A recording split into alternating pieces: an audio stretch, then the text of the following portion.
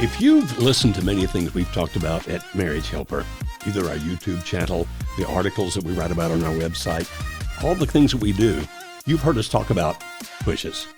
When we talk about pushes, we're talking about when you do something that evokes a negative emotion in the other person.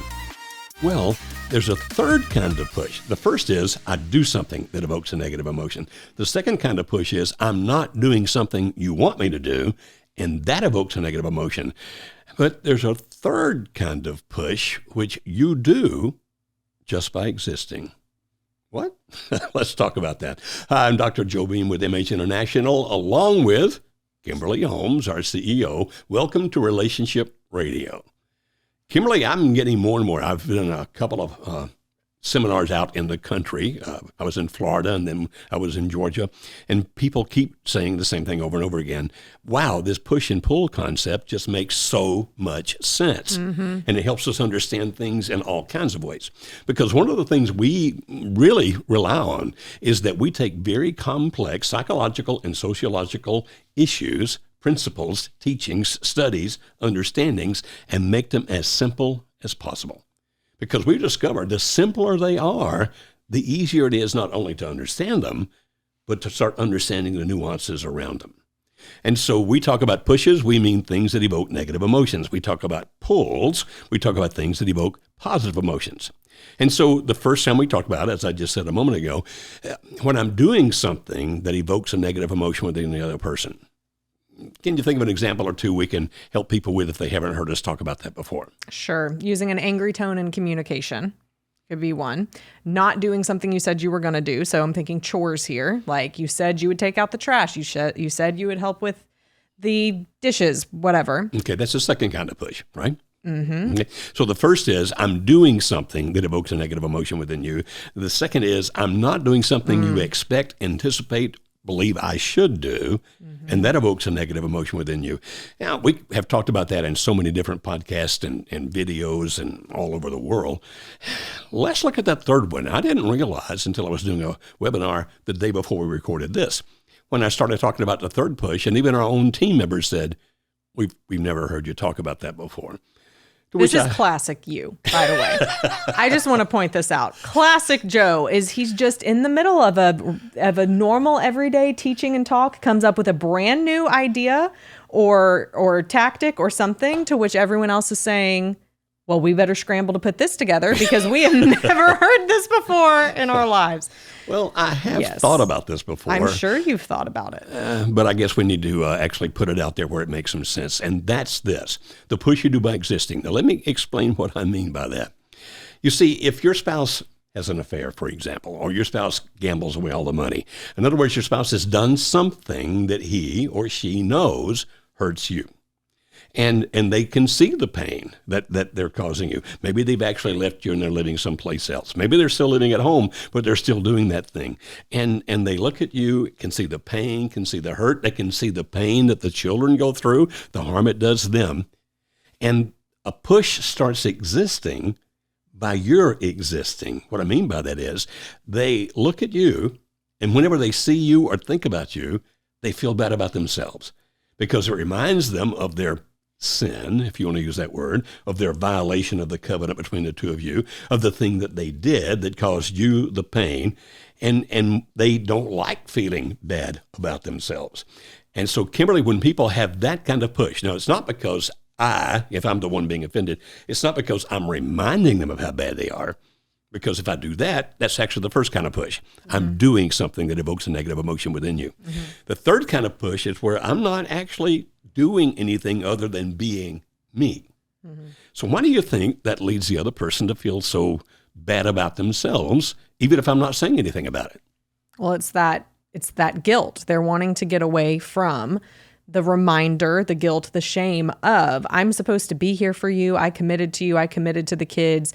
But the fact that you are here and alive means that I can't go and do whatever it is I want to do. It's like when Joanna was dating, when I was dating, and if there was someone I wanted to date that you would say no to, I mean, I guess technically you were saying no in that situation, but because you were the gatekeeper between me and getting that thing I wanted to do, I would be angry at you because of that, which, turned out to be right most of the time. It's the fate of fathers. But it's the fact that because I stood between you, and that's another part of that push. Now, I'm talking about the fact of the guilt that a person feels because they know they've hurt you. They know they've hurt the children, those kinds of things. But another part of that push, just by existing, is because of the fact that you do exist.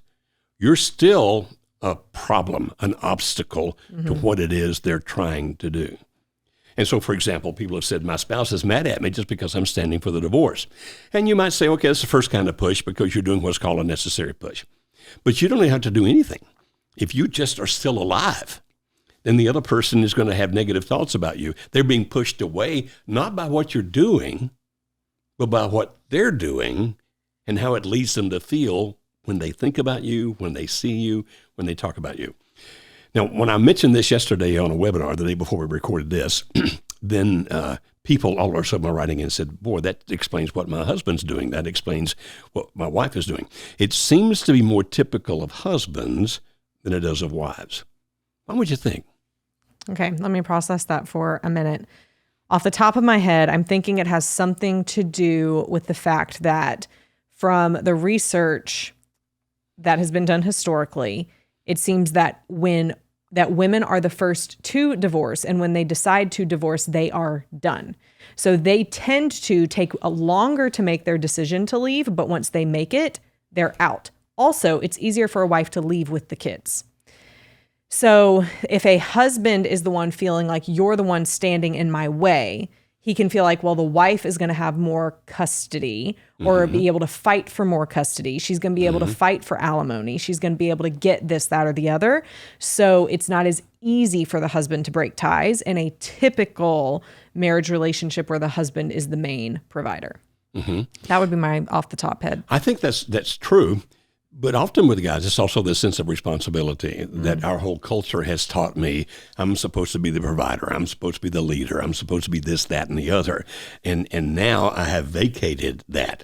And so rather than taking blame for it, as long as I'm doing the thing I'm leaving you for, the lifestyle, as long as I'm involved in that, I'm not thinking about it. If I'm leaving it for another person, whenever I'm with her, I'm not thinking about it. If it's the dream I'm chasing and I'm trying to make that happen, I'm not thinking about it. But now I see you. And that's why often we will see people get really angry when they come back around their spouse.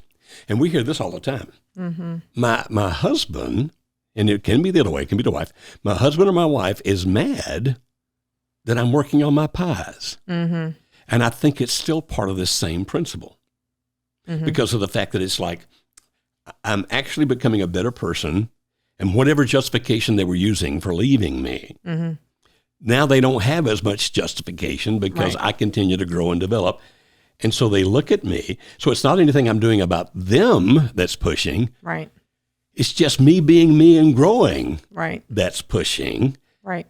And so when we tell people, okay, the way you deal with that then is that you just stop growing and developing and you just disappear. Yeah, that's it. Go away into oblivion, never be happy or do what's best for you. No, it's you keep moving towards doing, again, we've said this in a previous podcast, but when you do the right things for you and for the relationship, it's going to have the best possible effects. If anything works, this will. That's what we always say. It's going to have the best possible chance of success. And so you work on yourself, and it's good, I would say, that they're having the upsetting of the apple cart because that's causing them to pause and to reconsider everything. Yes. Yeah. And what we often hear from a woman who's leaving the marriage is she'll say back to the husband, it's too little, too late. Too late. But like you just said, but it means that she's seeing it. That's right. It's there, whether she likes it or not. And if she doesn't like it, or if he doesn't like it, it's because of the fact that it's messing up what they want, where they're headed, and how they have justified getting there. So what would we give as counsel or advice or teaching to a spouse in this situation, like if they're listening right now going, good grief, you're describing my husband. Whenever he's around here, like sometimes he comes and he's polite and he's nice and he's friendly. And then the next time I see him, he's grouchy and rough. And then he's gone for 3 months and I don't have any contact from him at all. And then he's back again and he's a nice guy all over again. And by the way, that can be either husband or wife. We hear that all the time. And it's like, how can he be nice this time and then angry that time? And then nice this time and angry that time? It's because they're vacillating just based on the fact that you are becoming the better you, and it's upset their plan. So they react to the better you when they're being nice. They also react to the better you when they're being not nice. But don't you think it's their version of a push? The spouse wanting out. So that's what I was thinking earlier. When they start saying you're doing great, all this stuff, but they're still wanting out, they can begin to push.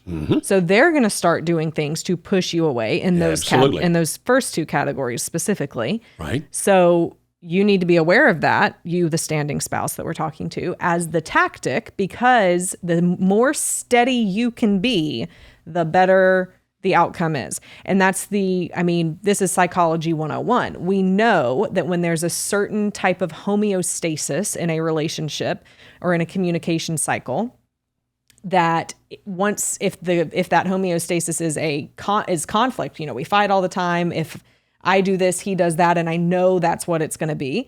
Well, as soon as one person changes that dance that we call it, once one person changes that dance and goes to a healthier, more positive type of communication style, like they stop fighting back, they stop being defensive, they stop yelling at them when the spouse doesn't do what they wanted them to do.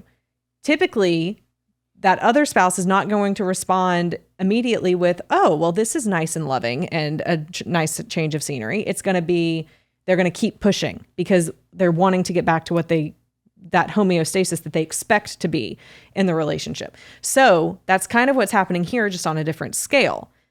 That spouse who wants out remembers the marriage as a certain way.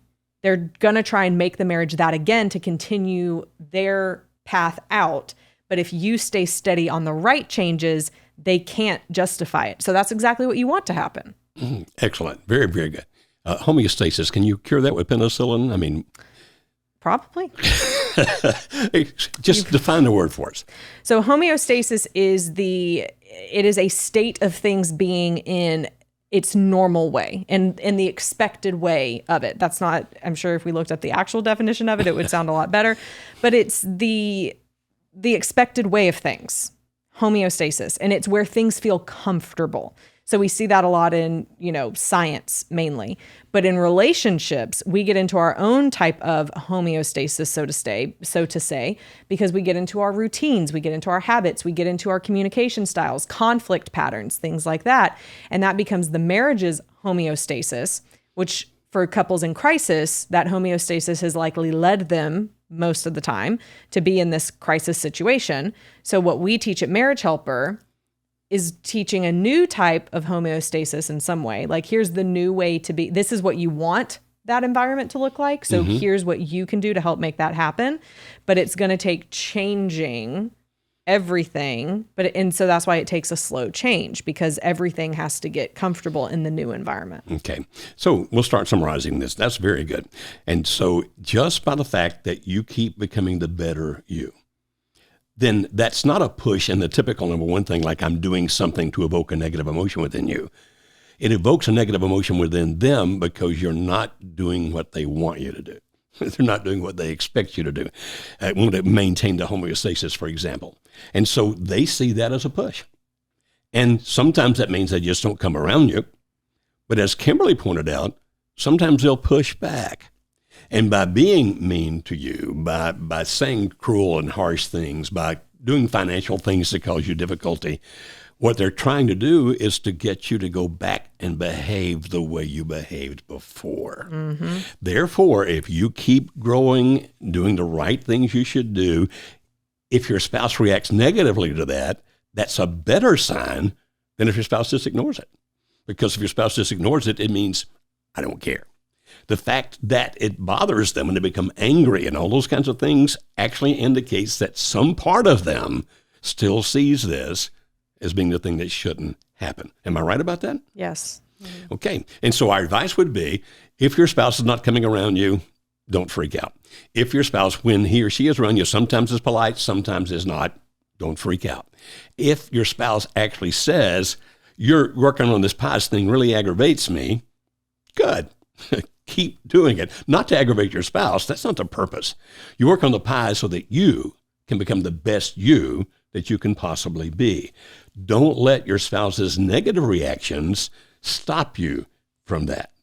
So, Kimberly, you think we've confused it or made it clearer as to what the third kind of push is? Well, I think that we made it clear. However, I don't know that we ever defined what pies were.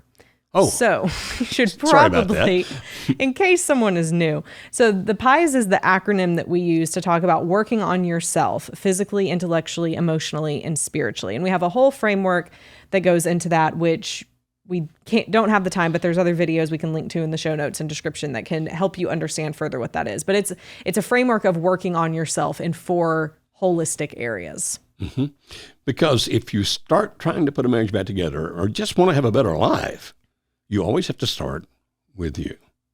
So maybe now that gets a little clearer as to why sometimes your spouse is ignoring you, avoiding you, all those kinds of things, why they don't like what they're seeing. It's good that they don't like it in the sense that it's messing up their plan. Now, don't do anything just to aggravate them. That's an annoying push. Those are always bad. Don't do anything to manipulate them. That's a bad push. Don't do that.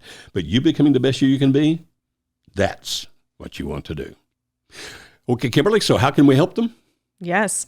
When you are wanting to save your marriage, the best place that you can start is by attending one of our 3-day workshops. We have over a 70% success rate over the past 24 years at the time that we're filming this that thousands of people have gone through, and we would love to help you and your marriage.